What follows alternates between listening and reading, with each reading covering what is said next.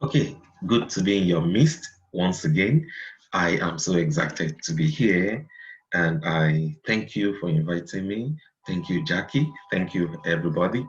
And I hope we are going to have a very good session together. And let's kick off. Well, my aim here today is to uh, take us on a journey on the question of origin, the roots of African theater. Let me start with a caveat. This is not an exhaustive session. It's not a lecture where you can learn everything about the origin of African theater, but I am just going to take some bits which can actually help us to have some imagination of the origin and evolution of African theater. And I would be sticking very much to examples from Nigeria and West Africa, which is where I come from. Of course, I would also glean on some other regions of Africa, but specifically, I would be sticking to the Nigerian examples because most of these African countries have the same kind of historiography when it comes to theater and performance. So let's start off. Before we kick off on the session properly, I think I need to give you some heads up, and I have a few things here for us to note. First of all, I am going to make sure that this session, this lecture from me, does not span more than 1 hour. I will try and make sure the uh, session is abridged to a level where we have a very good comprehension of what the origin of African theater entails within that 1 hour time frame. And I don't know how this session is going to proceed after that. Your professor, Jackie, is going to determine that.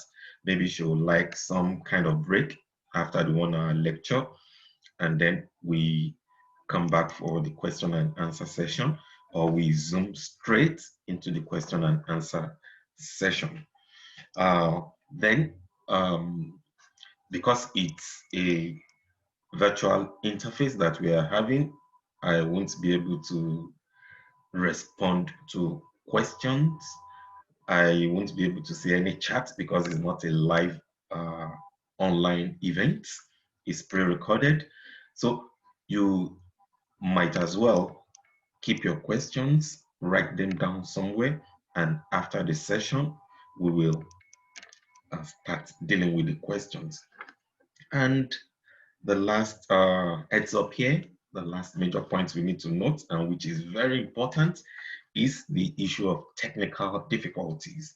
You know, like we all know, there are very strange phenomena associated with using this technology for lectures. You know, like we will say in digital humanities form, they have their own algorithms, which sometimes take very strong agential control over uh, over our own initiative, and then we seem to get dazzled and lose control. What I am saying, in essence, is that we might need to negotiate the technical areas of this presentation. Um, Specifically, there are areas where I would love to show some YouTube videos. They are very, the duration is very minimal. I think I have 4 of them. Last year when I encountered the class, they were 5, but I found one as a repetition and I expunged it from the group. So I have 4. The first one is just a minute. The second one is 3 minutes. The third video is 5 minutes. And the last one is 10 minutes. For the last one, you don't need to watch the whole 10 minutes. I suggest that you start from the third minute and watch up to the 7th minute. That makes it 4 minutes.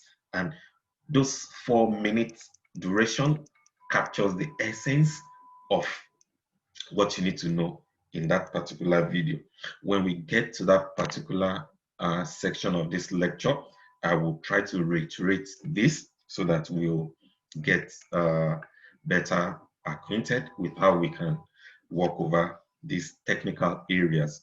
I will also play the video in this session, but I suggest if it's going to be difficult for you to follow the video here, or you seem to lose the audio track like I've experienced in some of these Zoom conversations where someone plays a video and the audio is lost. If you seem to encounter any of this technical difficulty, you might just go to the link for this video, which I am going to post at the beginning of this lecture in the chat box, and then you can click on them and go and watch the videos by yourself. Or suggestively, you might just decide straight away not to watch from my own end and just copy the link. When we get to the video session, you watch straight from your own end. So let's start with the main lecture itself.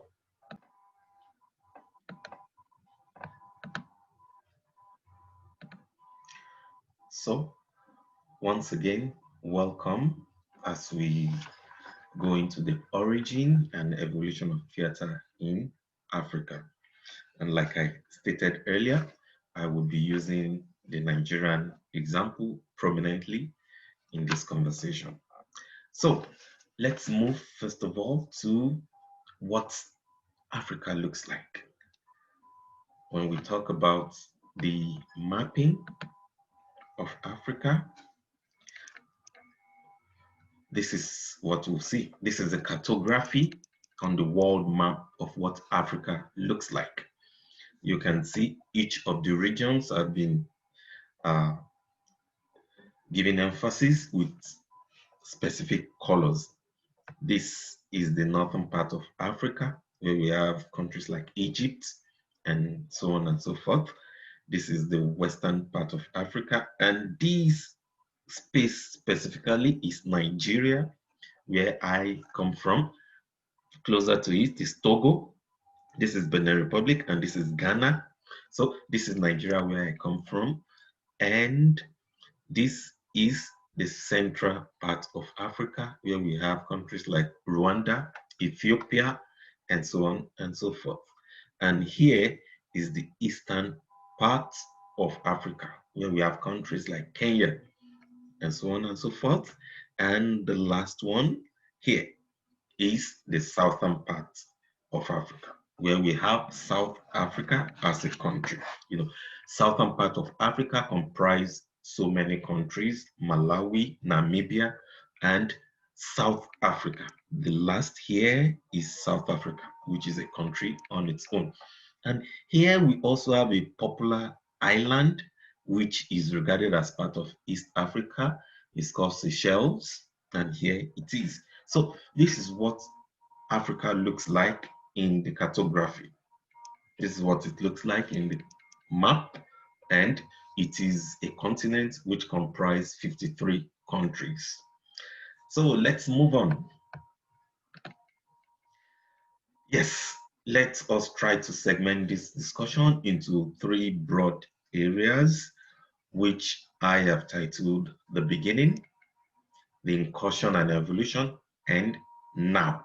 The beginning symbolizes the real origin of the African theater, the roots of African theater, how it all began, or how the formative style of performances and theater came about from Africa. The incursion and the evolution is when the colonialists invaded Africa, and then they introduced some of their own culture, some of their own nuances into every aspect of the African life. And that affected performances, it affected African theater, and African theater in trying to negotiate between its own tradition, between its own culture, and the European invasion had to evolve. So that is the incursion and evolution. And then the now.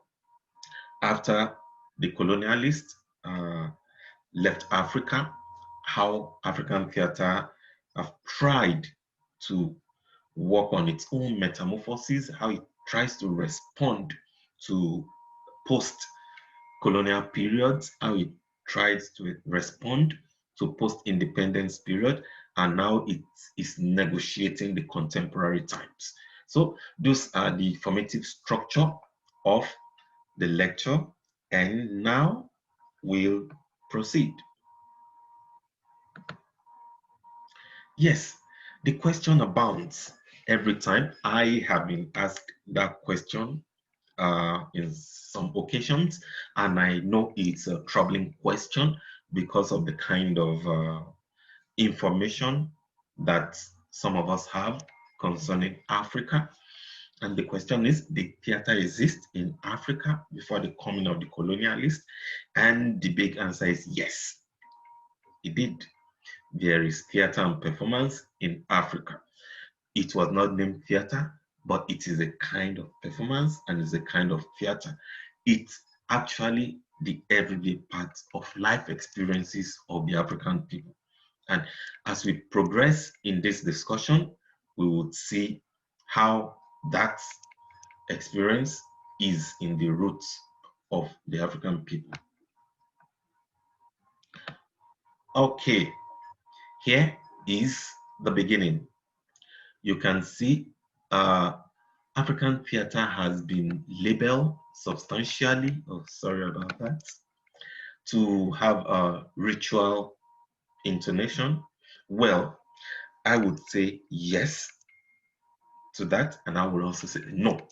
Yes, in the sense that the meaning of ritual as it is to Africa does not entail the imagination of what has always been put forward as barbaric customs or customs that are obnoxious, but a kind of everyday practices, a kind of tradition, a kind of culture that has evolved among the people, has become part of their daily lives, and has become part of their culture and tradition. And that becomes the ritual of the people. People have given some sense of belief into these practices. They have given sense of their own existence into some of these practices. And so to them, it is a kind of ritual. And that is why we say traditional tradition and culture in Africa constitute a major form of performances. So we will see some of these ritual practices as is embedded in African tradition and culture. So let's move on. Yes, we go to the first one, which is festival, legendary festival events. You know, African countries believe that they did not just exist. The belief also goes on till today. They believe there is a kind of progenitor that was a forerunner of their race. So the progenitor, upon establishing the race and upon the death of such person, becomes a legendary figure, becomes what they call gods or goddesses. And in remembrance of the exploit of these legends, African people tend to celebrate these characters. They assume the figure of these characters as totems, sometimes in displays, in physical displays of masquerades, a kind of mannequin, moving mannequins. Sometimes they are built as images that people go to, they go to worship, they go to celebrate around this kind of image. They are a totem of belief to the African system. So in celebrating this kind of festival, people engage in performances.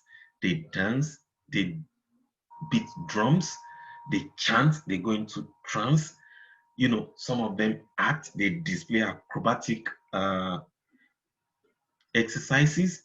And so many of these things capture the essence of performances in Africa. And the figure you are seeing, the image you are seeing, is one of the legendary figures which is celebrated and a kind of worship in the Nigerian context. The name of this legendary figure is Shango. Shango is believed to be the god of thunder and fire. Actually, Shango is an ancient king of a very popular kingdom in Nigeria, and it is believed, as history has repeatedly told us, that he goes to war, and upon getting fiery at the front line of the battle, blazes of fire comes out from his mouth, and he has a wand that is always holding in his right hand. And once he raises that up, there is massive thunder which kills the opposition in the battle. So this is the kind of myth that African tradition is rooted in.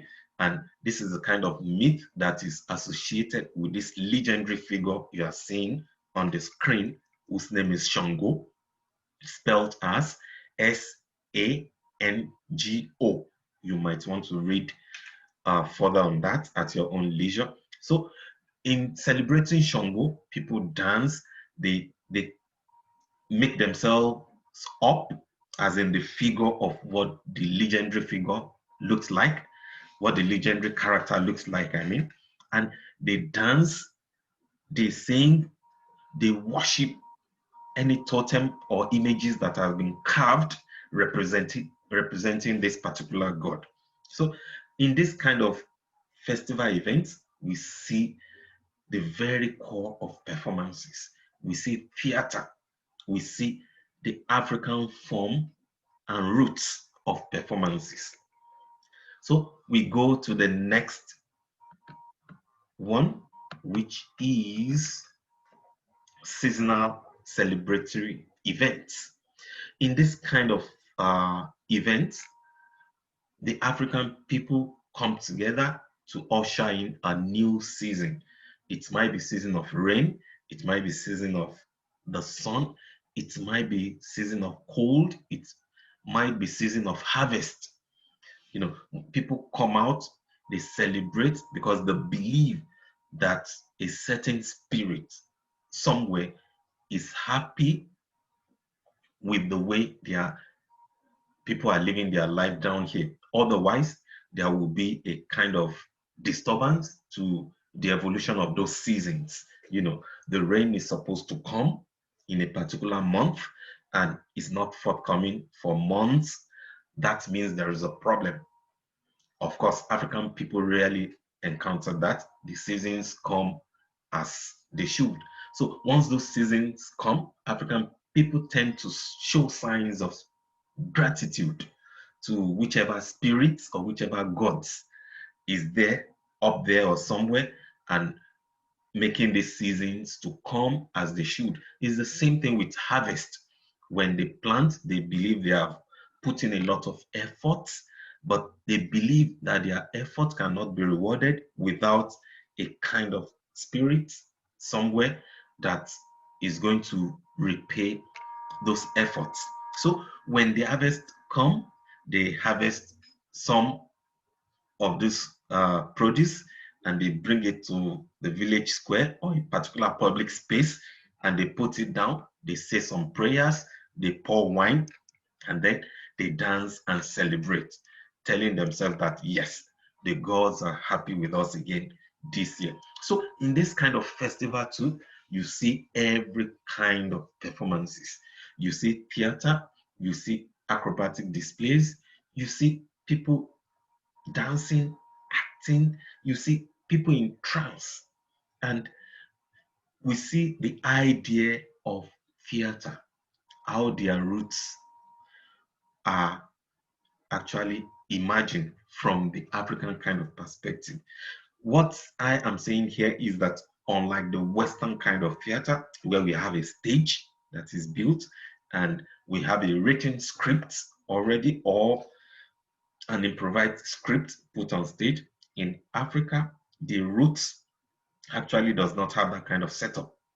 It is a public arena where people go, and then it is actually performances that come out of cultural nuances of the people, the dances, the trances, the drumming does not have specific scripting.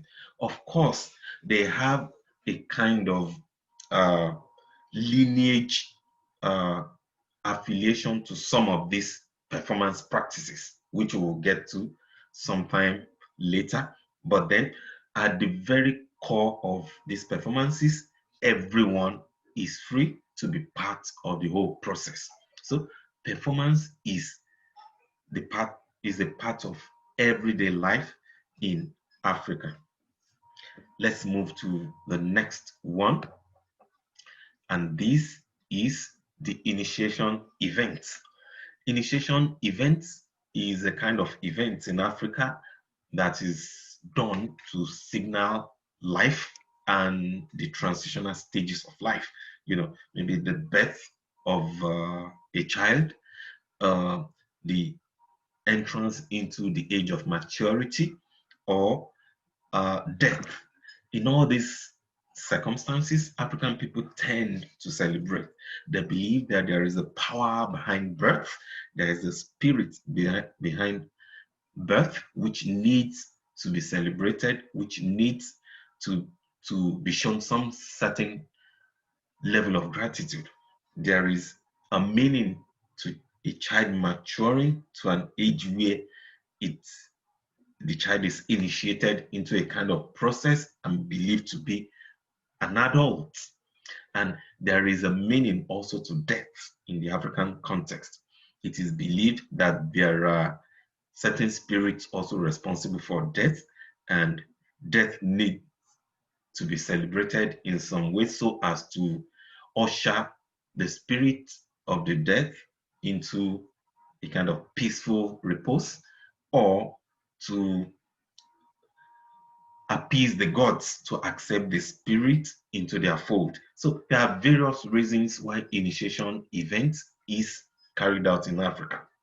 And in some of these events, you see dances, you see acrobats, you see trance, you see, as you can see in the figure, you see them holding some kind of things we can call props, and they manipulate it to engender their movements and their actions. So you can see that most of those elements, you can see the beads, these are the Maasai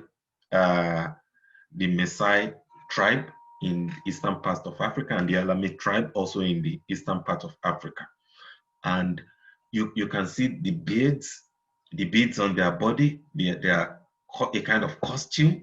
You can see the costume of the boys there. You can see what they are holding. So those constitute props and costumes. And you can see when they start their initiation, you see movements, you see performances, you see rhythm in everything that they are doing. So this is theater. This is performance. And this is the root of African kind of theater. It is where theater and performances emerged from Africa. Let's go to the next one, which is actually, yeah, and this is the propitiatory or appeasement events. In this kind of event, people go to propitiate the gods. They believe that the gods can be living in some certain natural phenomenon. They believe that this kind of natural phenomenon have agencies which have control over the lives of human beings. Some of these things might be a tree, it might be ocean, it might be a river, it might be, in fact, the sun is believed to have very strong power that in Africa it's regarded as a god. Its agency has very strong influence on the way African people think. So it is a kind of belief system in Africa that some of these things, have very strong control on their lives. So at instances, they go to propitiate some of these things. Propitiate in the sense that telling those things, thank you, you have been good to us this year. So we have come to celebrate you. Or we are sorry, we probably have done something wrong. We witnessed so many deaths in our community this year, and that means we have probably done something wrong. We therefore have come to you to tell you we are sorry. Please accept our apology and continue to give us long life. So this is the kind of things that Africans do when they do propitiatory, or appeasement kind of events. And in doing these events, you also see drumming, you see people in costumes, you see people doing acrobats, you see people dancing, you see people chanting. And here we also see the roots of performances in Africa. So within all these areas, we can see that African people have performances. They have their own kind of theater. It is never a Western design in Africa. Theater is not a Western design in Africa. It has always been there. The West came, and then there is a kind of infliction on this whole culture, and African theater have to negotiate their ways to continue this and also work through the European influences. We'll see some of this later as we go ahead. Okay, let's move. Thank you for paying attention. Yes, now theater and performances in rituals. Like I've said, all the things I have highlighted earlier are some kind of rituals in Africa. So all these events are rooted in belief system, and they are sites of production of knowledge and philosophy for the traditional African people. They were richly invested with performances, theater elements, like I said, you see songs, you see dances, you see drumming, you see trance, acrobatic display, magic, props, costumes, makeup, use of masks, you see spaces and movements, and then you see some people who are called audience. They stay, they watch, they jeer, they cheer, and they are always there. The community was the audience because major parts of the events were undertaken in public spaces. So it's like a whole community thing. You don't need a gate fee. You don't need entrance fee. You don't need to be screened at the entrance. It is there in the full glare of the public. The community space is the performance environment. The leading actors, directors, and managers were the votaries or the acolytes. We will see some of them later when we get to the videos. In all these kind of events, festivals, and performances, there are always some set of people who are in the forefront. They are the acolytes, they are the devotees, and sometimes devotees in the sense that they are the ones responsible for directing the affairs of the event, for directing the procedures which the performances, which the rituals will take.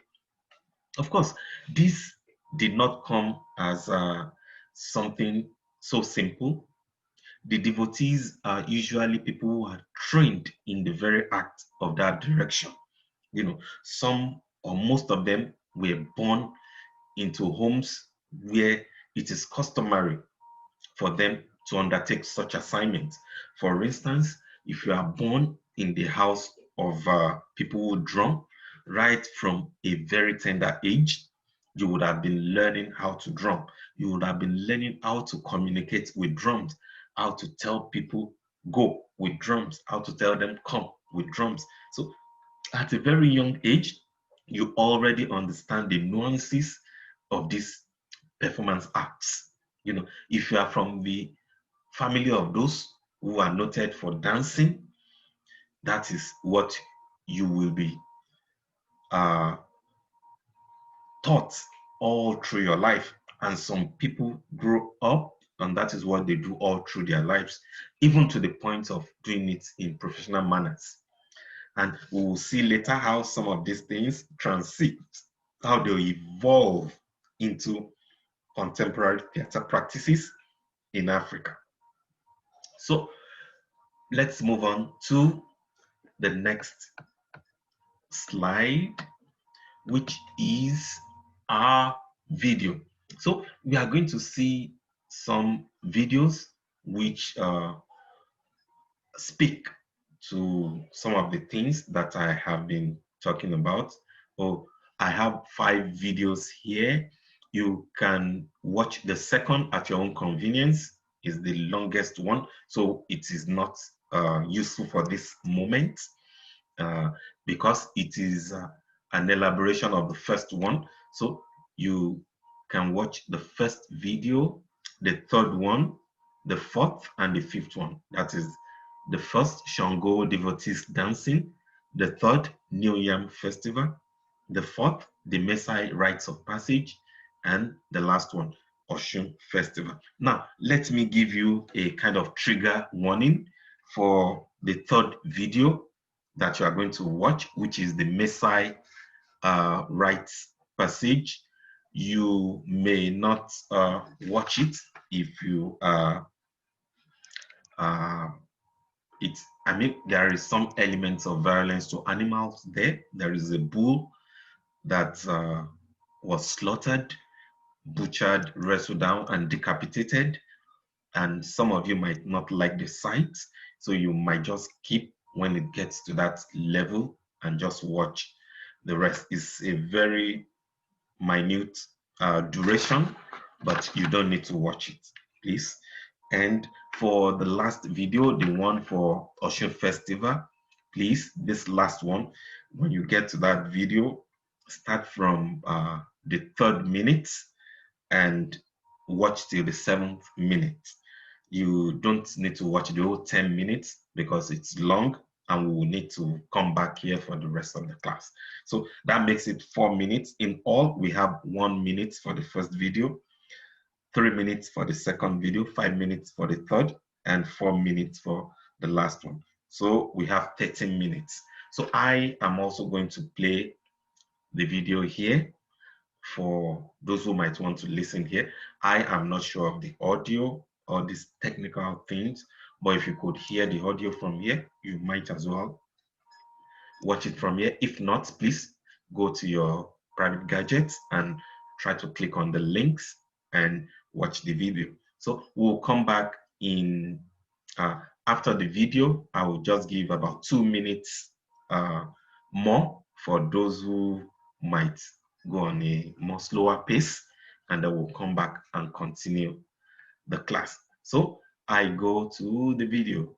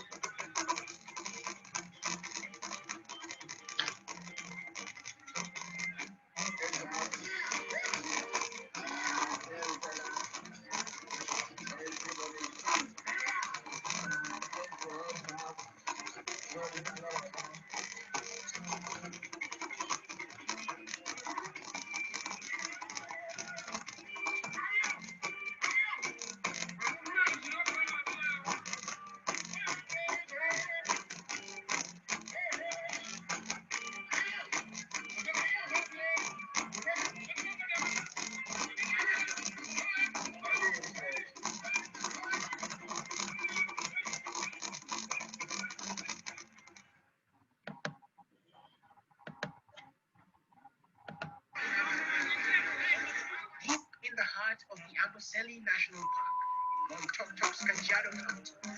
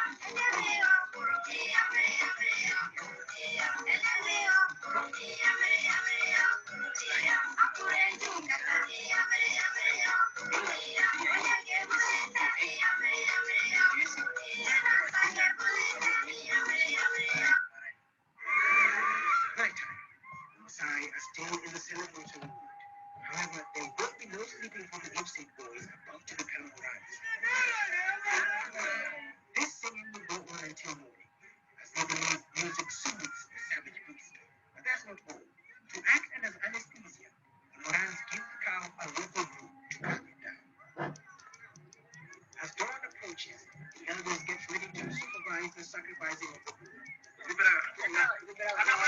The sacred bull cannot be slaughtered. It is wrestled to the ground and slightly struck. Then a small incision is made on the back of his head and then stuck with herbs to trap the blood. They say blood is thicker than water, but in this case it is being drunk as water as a culmination of this rite of passage. No part of the bull's meat is allowed to touch the bare ground. Thus the ground is laced with leaves as the elders skin the bull.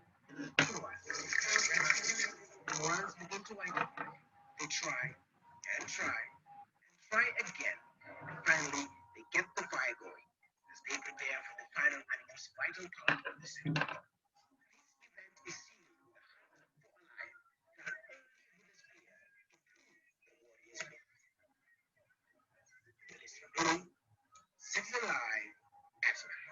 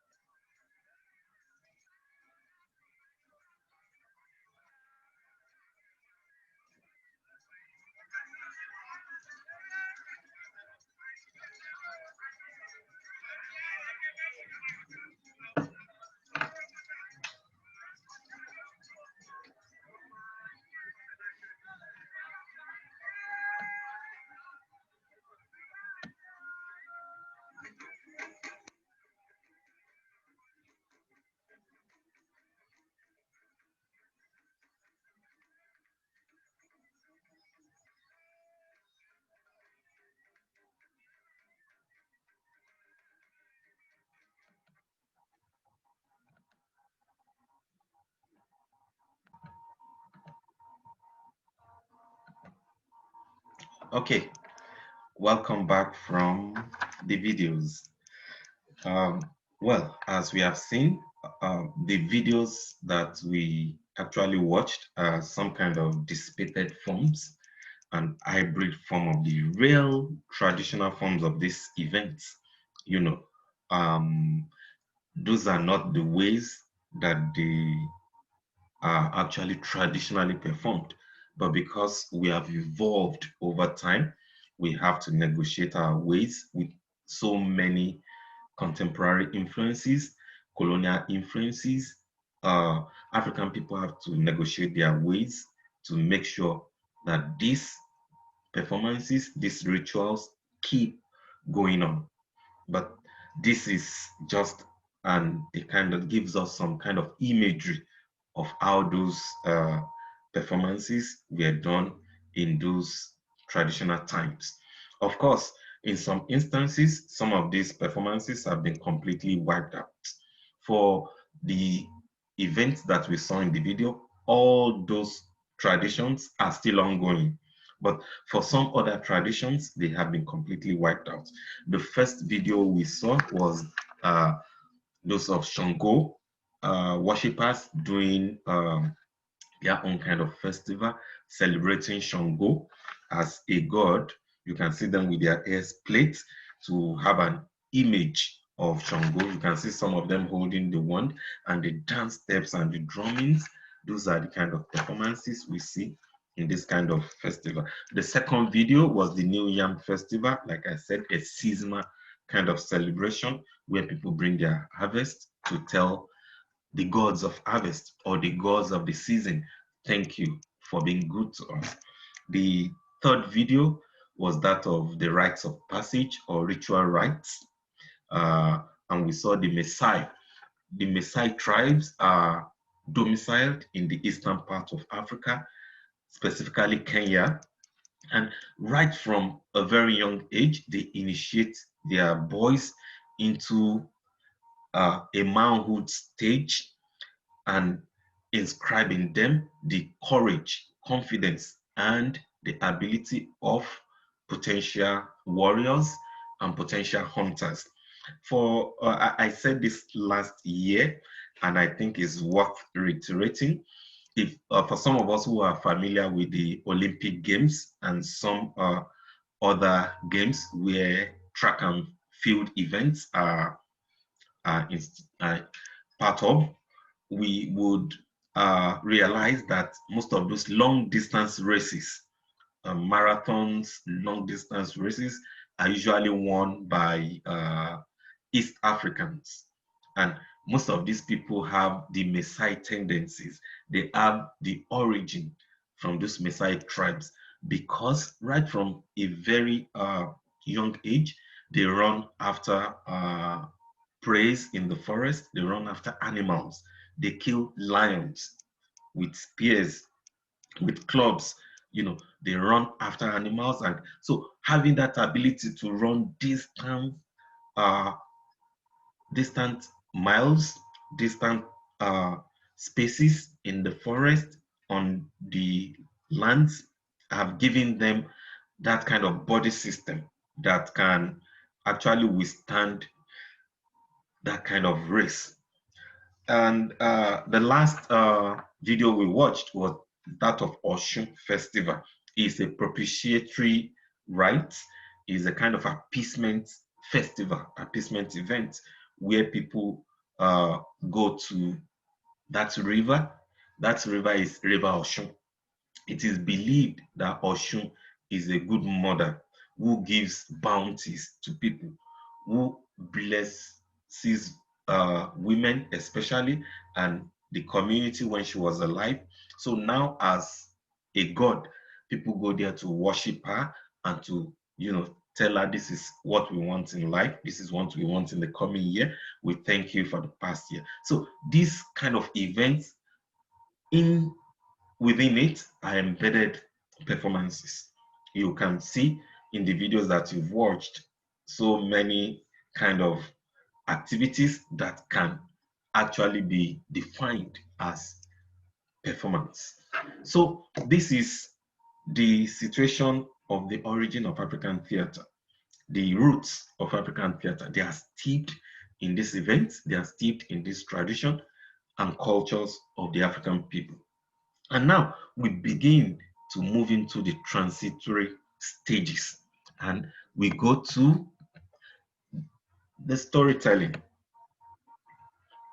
You know, in Africa, there is a storytelling activity, or folklore is part of the traditional African existence.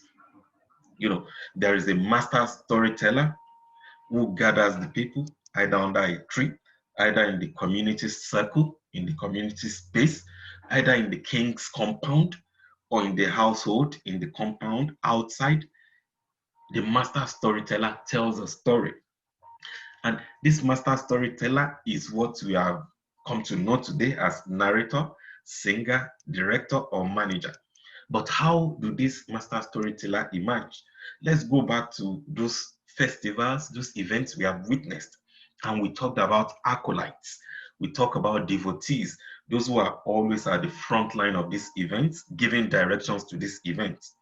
And because they have some sense of history of these events, sometimes they sit people down and tell them stories of how these gods came about, how this god landed in their lands, how the gods established their community, and all those things. And from there, they started the arts of storytelling.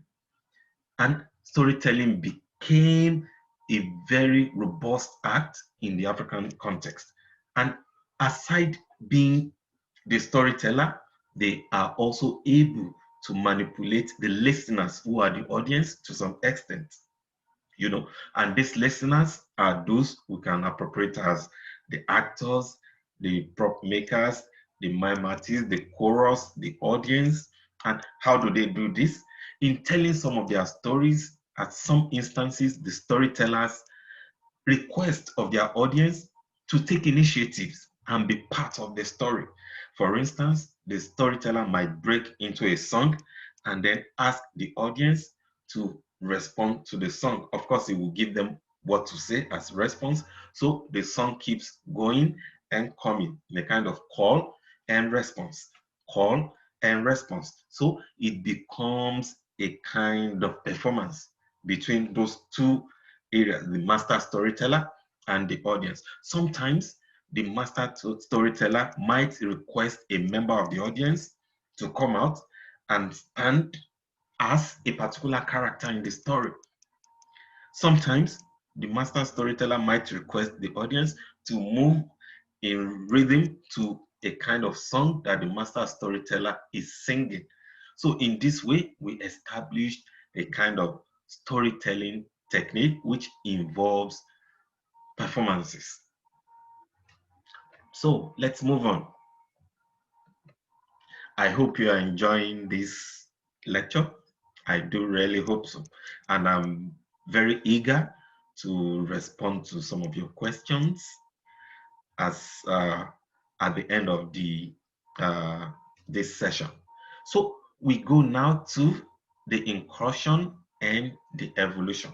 Like I said earlier on, the incursion is when the colonialists invaded Africa, and the evolution is how African performers, how those festivals, ritual practices negotiated their ways around those, you know, in those instances, dropping some of their own nuances and adapting some nuances from the colonialist influence. So that's where we go now. So at the time, some of the prominent members of these ritual performances, some of those leaders, some of those acolytes, or at some instance, even a very prominent member, at the time they began to outsource their artistic talents so as to earn money and respect. For instance, the storyteller, having found himself in a position where he is able to have massive audience, will decide to move to another town to tell stories and earn money. You know, so these are the ways it worked then. the master drummer, who is noted for the dexterity on the drum, would go and drum for some people in some other places. And there is giving gifts, is giving food produce, is giving money, is giving cowries, which is the equivalent of money then in traditional Africa.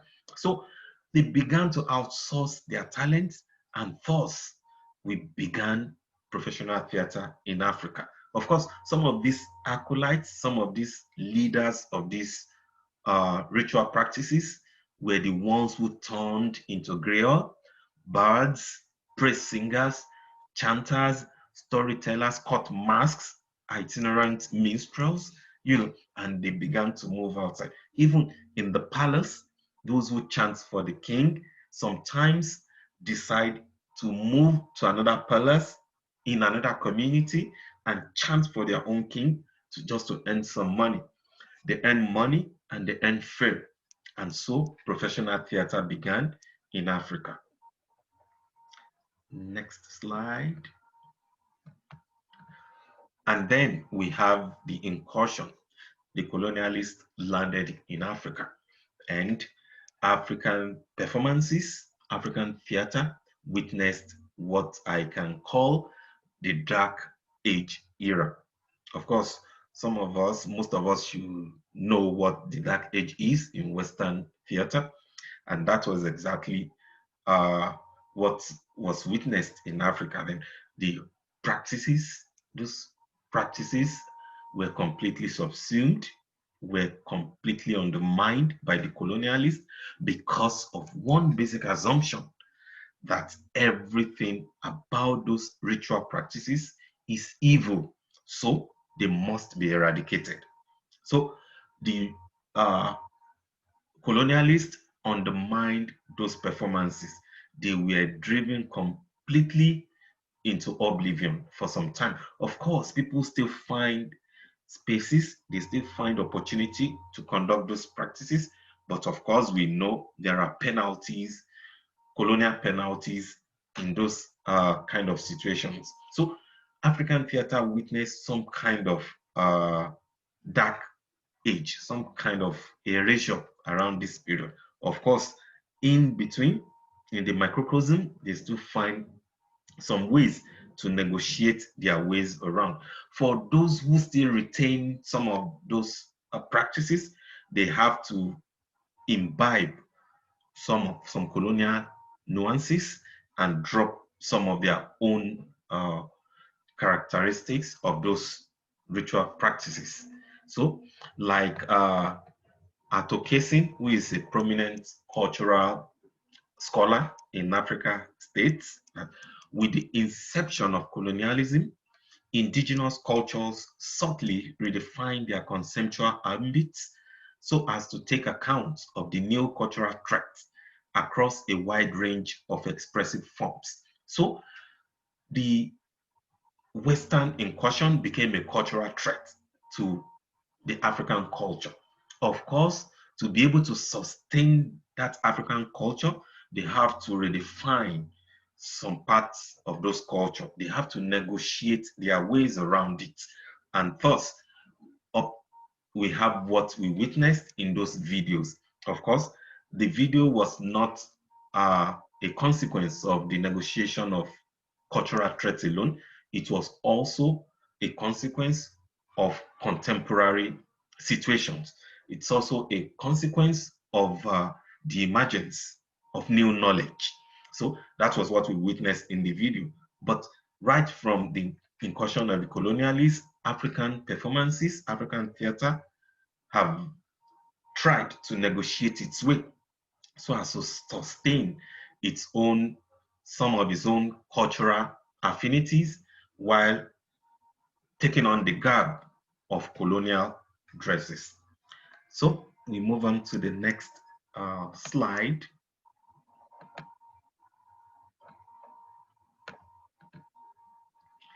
Okay, just like in the Dark Ages, there were little oral tradition of theater performance during the deep facet of African colonial history, just like I've said. But by the middle of the 20th century, when slavery had been totally abolished, and some descendants of slaves and Africans who have gone abroad to acquire Western education. When they began to return to Africa, the quest for independence began. You know, Africans who are learned, Africans who are freed slaves, descendants of free slaves, they formed a kind of coalition, a kind of community, and they began the agitation for independence from the colonialists. Of course, this quest also shaped the new dimension within which African theater made its resurgence from the Dark Ages. You know, it began the eras which we historically have noted as the traveling theater eras, the era of the guerrilla theaters, and also the beginning of the formal African written dramas.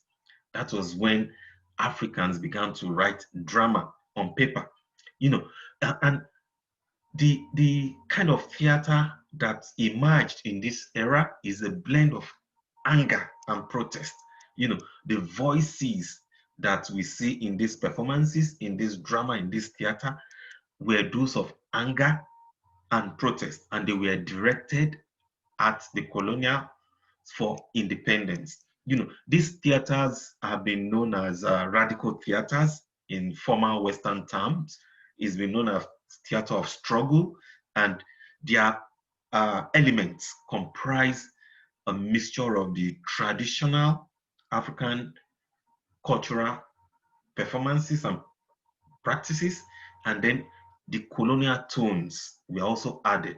With this, they were able to send the message across to, and we will see examples of this when we go into the performance history of the Mau Mau, which is a kind of guerrilla outfit in colonial Kenya then, who also specialized in doing snippets and sketches of theater, you know, sketches of agitation, theater of agitation and protest.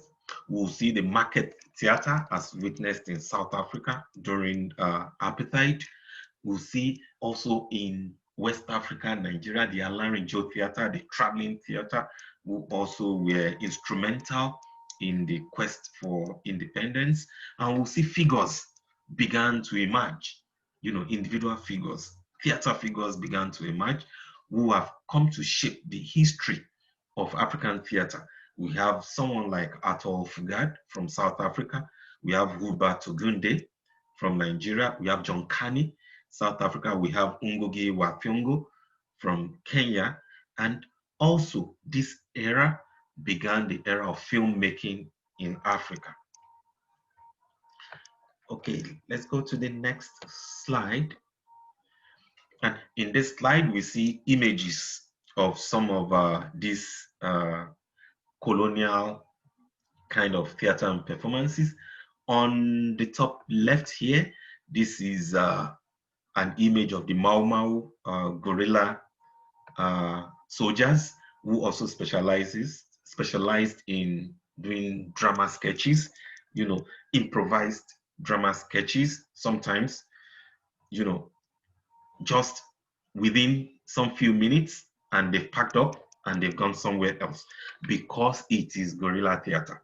It has no base. It must be done in a jiffy, and then the whole cast and crew disappeared to reemerge somewhere else.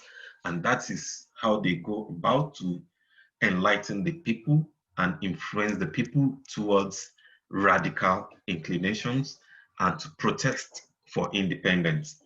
Here below, we have the Hubert Ogunde Theatre Troupe, and here is a public square, the Alarin-Joe Traveling Theatre, presenting one of their radical performances. Ogunde specialized so much in using African ritual practices to establish its own form of radicalism.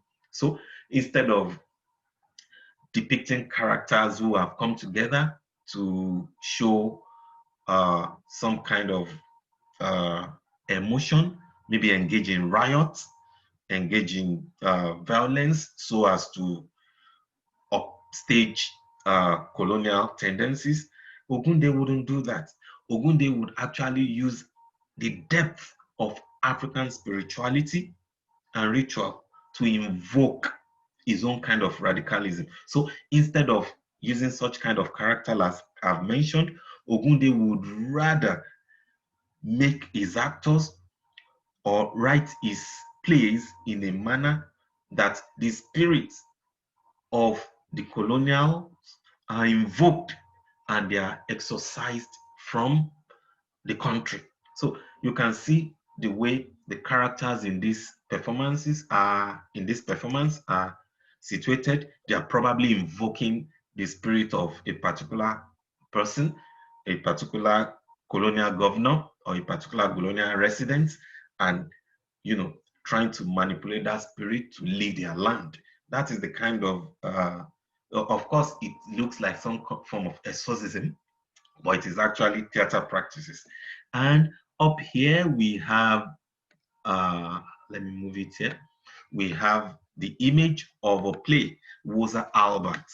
Woza Albert uh, is a very canonical play in pre in apartheid South Africa. Woza Albert. Woza actually means rise up. Albert is a popular radical figure in the colonial era, Albert Luthuli. So Albert was on the forefront of the quest for dismantling of apartheid in South Africa until he died. So this play was written actually in his honor, and Woza means rise up, Albert. But the intention that the authors, there were three authors who wrote the play, that's Simon Brani, Mungeni, and what's the third one? I keep forgetting that one. Okay, Percy Mutua. So what they did was to equate the spirit of Albert Luthuli with the second coming of Jesus Christ. So what they are saying is, rise up, Albert, rise up, Jesus. Come and see what South Africa has turned into. So Woza Albert means rise up, Albert.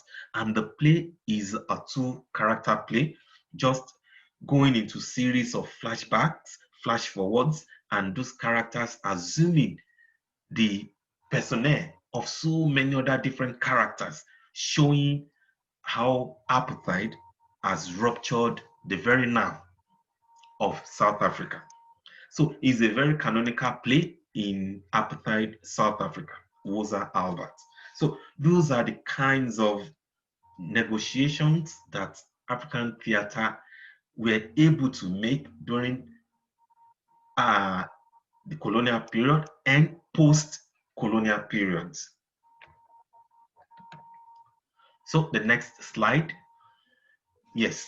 So Africa moved from colonial periods of agitation, anger, protest, and period of the full emergence of African written dramas, which intersects theater, ritual practices, and performances. And they moved into post-independence period, post-colonial periods. When I say post-colonial here, I am talking about post-independence period. The periods immediately after the colonialists were leaving Africa. They did not leave the whole of Africa at the same time, but there were periods that they were leaving, and African countries were gaining independence. That was the period between the 1950s and the 1970s. So this period witnessed the rebirth and the enactment of dramas of African traditional legendary characters. So Africans who have acquired education began to write about legendary characters like Shango, that we've talked about earlier, the god of thunder and fire. They began to write about these characters, write about Oshun, write about Ogun, so as to bring up in an attempt to revive some of these traditions, some of these cultures. They were writing massively about these legendary gods and characters. And of course, these post-independence periods also witnessed the adaptation of European plays. So many adaptations were done during this period. I think this is in a sense to also try to engage a kind of hybrid form in the development of African theater while trying to elevate their own culture and ritual practices. They also try to experiment with the European form of theater. So some of the ways in which they do this is to adapt European theater, bring the context of those theater and stamp it on the African culture, or bring the culture of Africa and stamp it in the context of those plays that they are adapting. And we can see the example of that in The Gods Are Not to Blame, which is a very, very popular play in Nigeria, an adaptation of Sophocles' Oedipus Rex. Of course, this period also witnessed theater of anger, where and disillusionment, where writers and practitioners were even writing back to themselves. You know, when the colonialists left and Africans took over the leadership of the country, it was discovered that it is not yet uhuru, it is not yet freedom, because those who took over were either inept, corrupt, or were dictators. So Africans who were theater practitioners directed some of those performances towards their disillusionment on the leadership of Africa by Africans. You know, the dramatists, those who written dramas, started writing dramas that is speaking to the leadership of Africa by Africans. You know, it was a very momentous period in the history of theater and performance in Africa. Of course, this period also witnessed a period of cultural clashes. You know, when the colonialists left, it was apparent that most of their cultural nuances stayed behind. So some Africans took on the garb of Europeans. You know, there is this kind of up there and looking down, the colonial culture up there, looking down on African culture. But these theater practitioners, these dramatists, writers decided no, no culture is superior to each other. So they started engaging their theater, writing their plays to show series of cultural clashes, you know, and in the end, there are ways in which they were able to negotiate this. And also, this period witnessed the period where the problem of language also came about. African theater performers, practitioners, and dramatists were in a state of confusion as to which language is really appropriate to do theater, which language is really appropriate for performances to be conducted. Is it English or is it traditional African languages? Of course, traditional African languages have their own implication because they are multifarious. You know, they are so proliferated that it is not very easy to have one traditional language to service the cause of theater in Africa, or even in Nigeria, where we have almost 300 languages being spoken traditionally. Which language do we settle for as the language of theater? So there is a problem of writing in English and writing in the traditional African languages. So those were some of the issues which permeated those post-independence period of theater and performance practices in Africa. And also prominent around this time also were Ngugi wa Thiong'o, like I've mentioned earlier, and Wole Soyinka from Nigeria, who became the first Nobel Prize winner of literature from Africa. We have Louis Nkosi from South Africa. We have John Carney from South Africa. We have Arthur Fugard from South Africa. We have Femi Oshofis from Nigeria. We have Rotimi Ola from Nigeria. We have Efua Sutherland from Ghana. We have Tefik Al Akim from Egypt. So some of these people were prominent in this time, in this period of post-independence African theater, drama, and performance. Okay, let's go to the next slide. Okay, as we can see, these are some of the materials that emerged post-independence, and of course, one or two of them is somewhat contemporary, as in the time of publication, but they are mostly post-independent dramas. The first one written by Arthur Fugard, My Children, My Africa.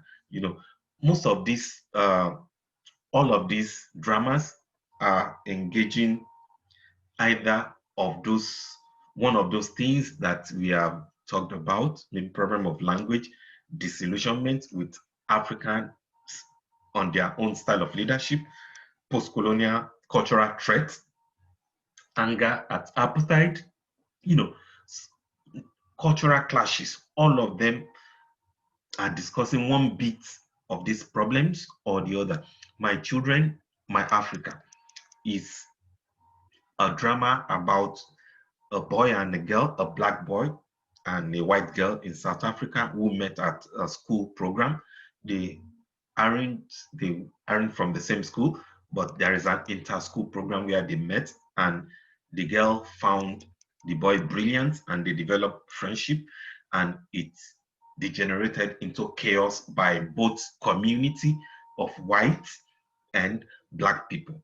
That a white girl cannot have a relationship with a black boy. But these two children used the wits from their education to maneuver and negotiate their ways through. Wole Soyinka's The Lion and the Jewel is a drama of cultural clashes where a teacher who believes that is Western oriented is trying to woo a village girl, a village beauty, without by trying to, you know, maneuver his way, not paying the traditional bride price.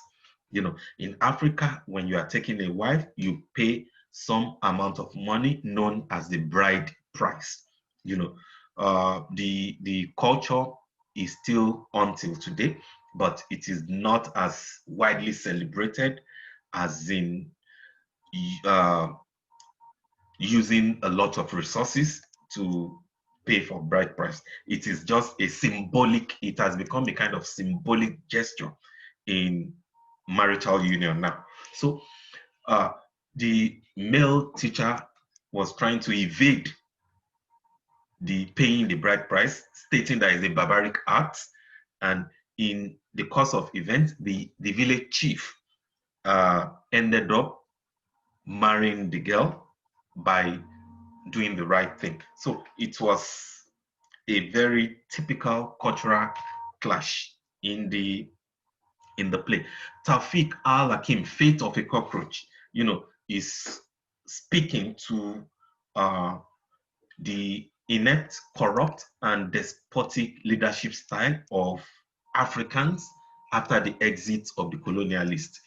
In this play, Taufik Al-Hakim used the symbol of cockroaches as king, as subject, as wife of the king to depict such kind of speaking back to its own people, to the leadership of its own country.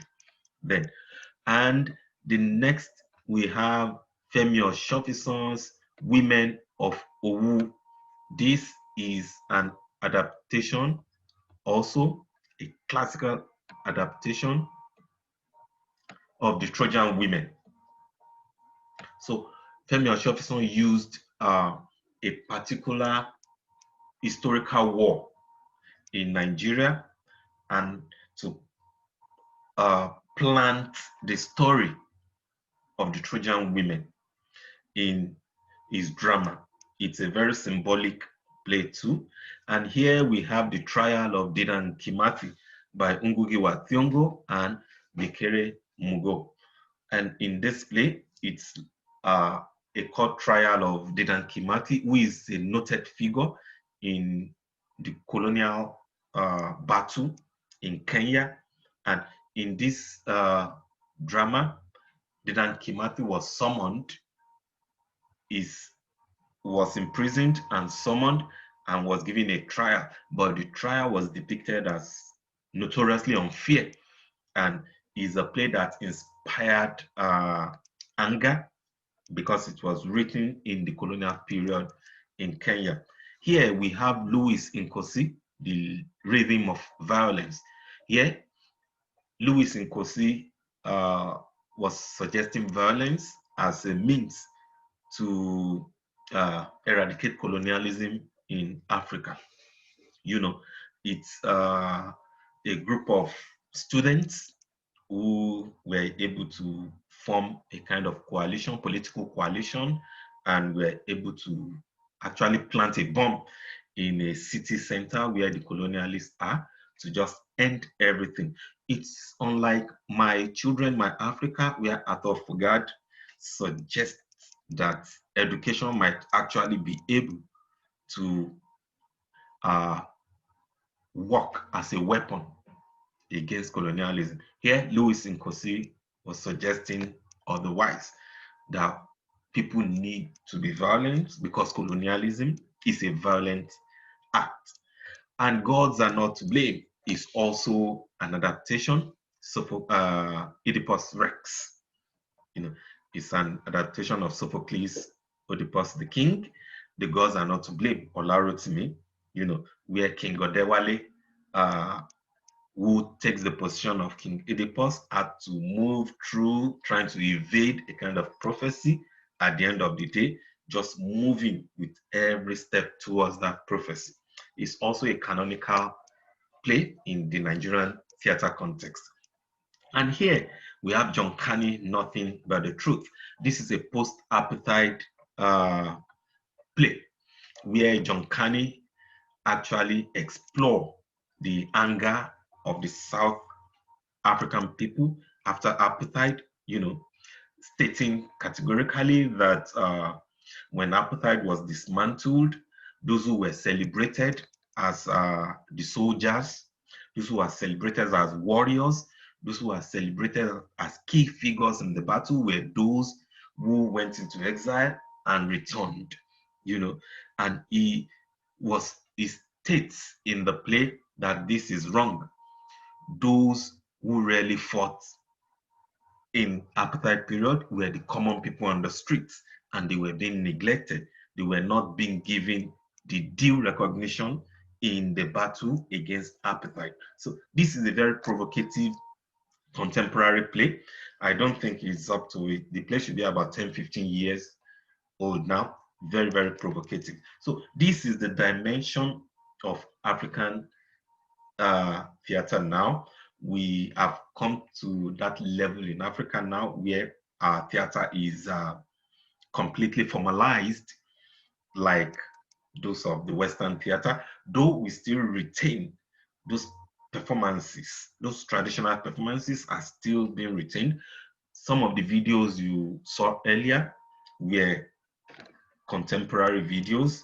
So those performances were still being retained, but in the formal aspect, in the educational setting, in the real formal theater setting, these are the ways in which we have developed.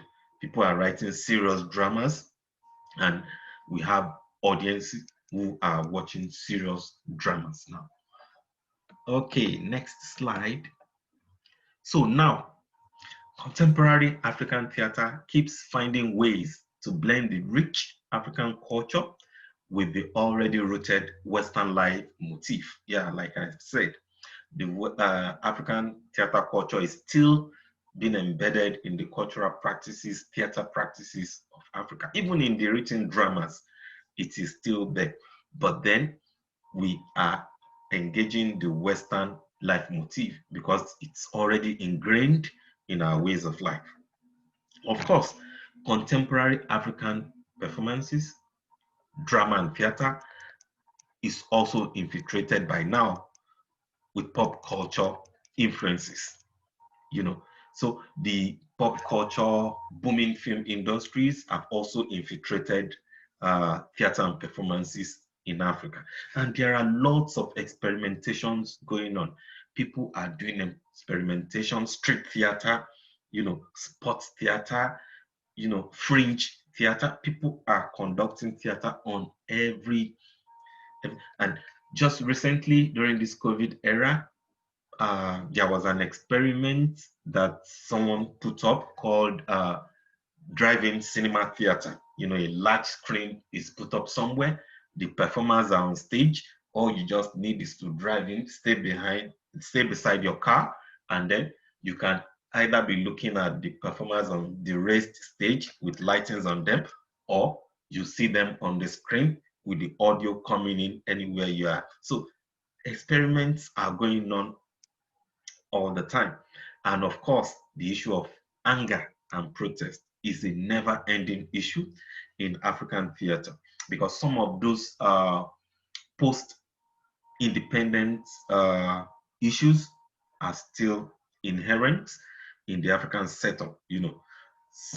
We still have issues of where we have to battle with corrupt leadership, where we have to battle with despotic leadership. So theater practitioners, dramatists, performers are always taking advantage of these situations to channel their talents, their skills towards addressing these issues.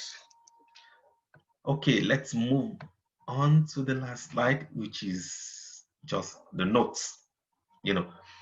For this second note, I tried to click on this link, but I think it's been taken down.